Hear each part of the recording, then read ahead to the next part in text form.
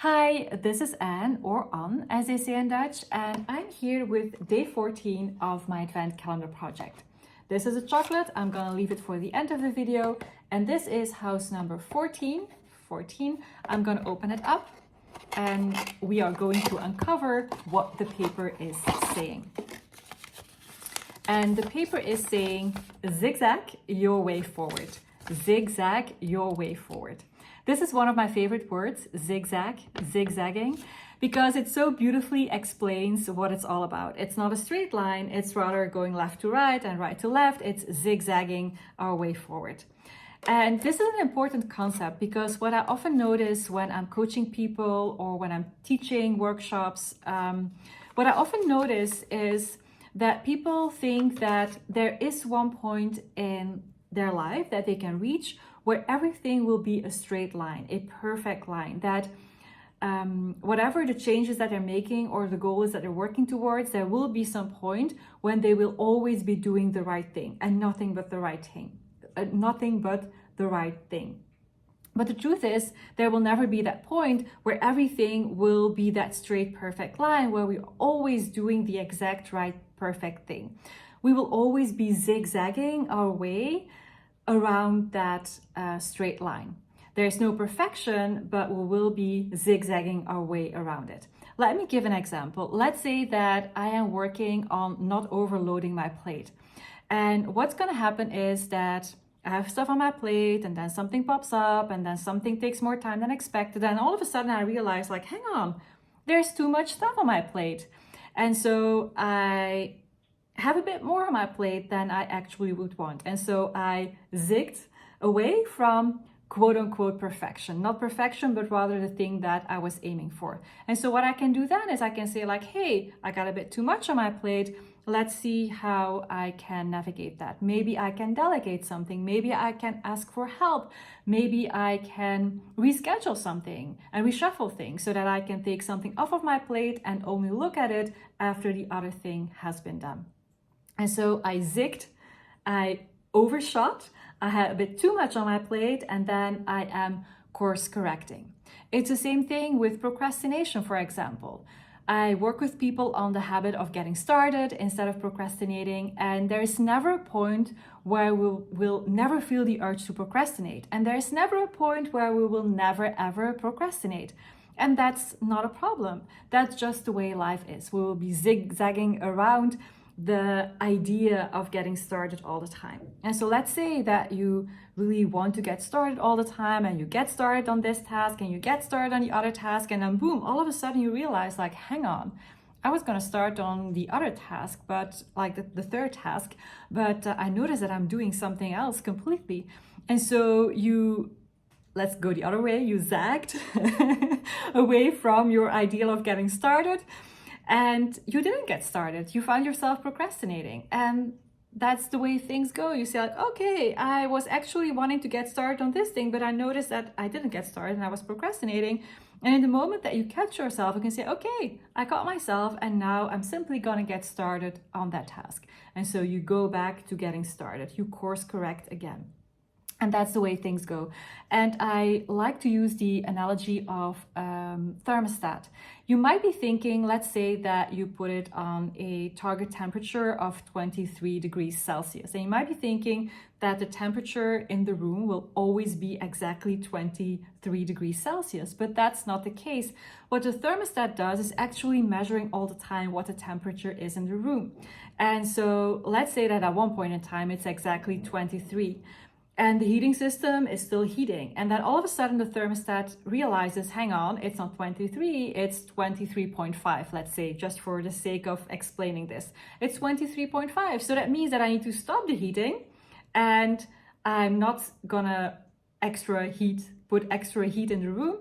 Or maybe I have the option to cool and I'm gonna cool a bit. And so the temperature is gonna get lower to 23 degrees and then boom, 22 degrees. All of a sudden the thermostat is measuring it. Oh, it's 22 degrees. So it's overshooting on the other side of the ideal of 23, undershooting, you could say. And so then the thermostat is going, okay, I need to put some extra heat in the room. And so the heating system gets into action, heating, and it will overshoot a bit. And then the thermostat will go like, oh, we are above 23 degrees. I have to stop heating, or if available, cool the room a bit, and then the temperature is gonna go down again. And so it's not one constant temperature in the room, it's the zigzag movement around the target temperature of 23 degrees Celsius. And it's the same with life and in life. We have this thing that we are aiming for example, always the right amount of work on my plate. That might be something that I'm aiming for. And there will never be a state or a stage in our life, no matter how hard we work on it, no matter how much expertise and experience we have in this area, there will never be a time where it's always exactly the right amount. Sometimes it's going to be a bit too much, sometimes it's going to be a bit too little, sometimes it's you and then you course correct, and then it's going to be a bit too much again, and then it's going to be a bit too little again, and always you're course correcting. And that's the way it goes. And the same with the habit of procrastination, for example, or any other habit. When you notice that you're having a deviation, you're deviating from the thing like your ideal, then you simply course correcting again. And so this is an important reminder, because when we think that perfection is possible and that we can always be on that perfect straight line, we're just gonna be setting ourselves up for undermining our self-confidence and being harsh on ourselves when there's actually no reason to be harsh on ourselves. This is the way things goes. And sometimes it's because there's things happening outside of us, around us, that are influencing us, things dropping on our plate that are important, that were not on our radar, for example, or life throwing us a curveball. But also having a couple of bad nights with less sleep or low quality sleep, just having had a fight with your partner, or having had a difficult conversation at work. You're taking all these things with you, and body, brain, and nervous system are intricately influenced by all these things.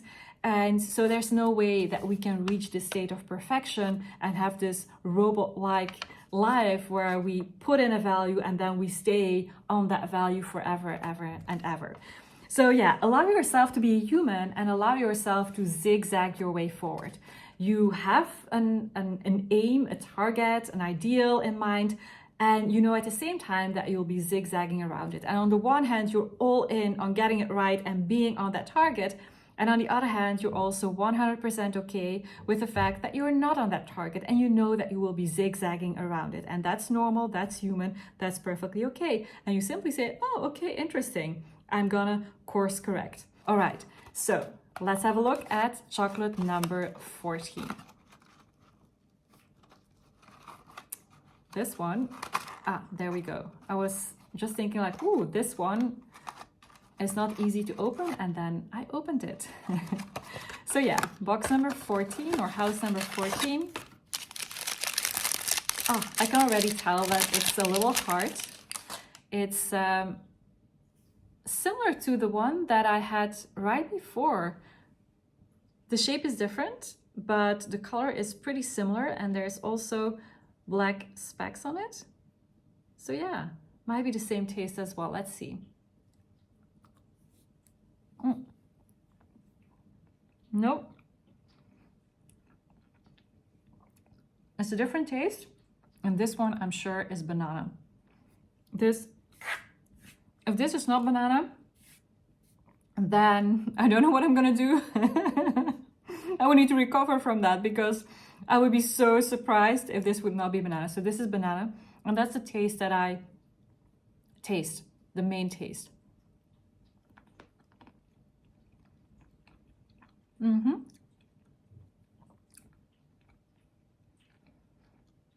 I think that's it. So I'm gonna look it up, and I dropped the name and the key ingredients here, but for sure this would be one that I would bet on.